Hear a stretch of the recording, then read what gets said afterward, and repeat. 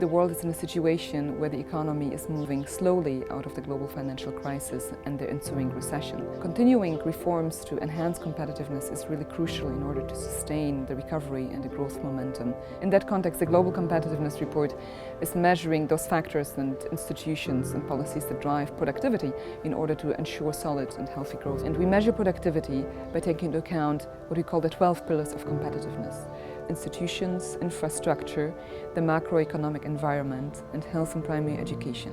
Higher education and training, goods market efficiency, labor market efficiency, financial market development, technological readiness, and market size.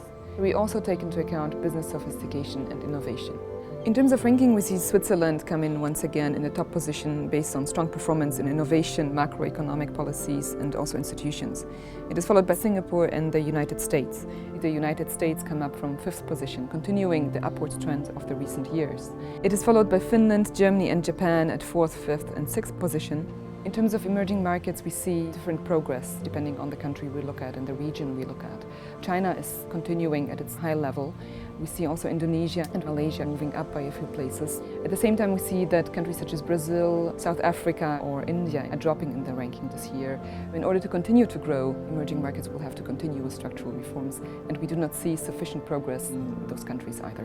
Ultimately, this year's report reveals 3 key findings. First, monetary policy has driven the recovery so far, but sustaining this trend will require structural reforms across a number of areas, and progress in this field has been uneven. Second, smart investments in skills and innovation are needed in order to ensure that competitiveness is strengthened going forward, but also in order to ensure that every person can really participate in economic progress. And finally, the private sector has a key role to play in enhancing competitiveness. It needs to collaborate more with governments and the civil society to ensure that the measures that are taken are really effective in enhancing competitiveness. We hope that this report is going to be used by the different stakeholders to identify the areas of strength and weaknesses and to build the economic reform agendas going forward.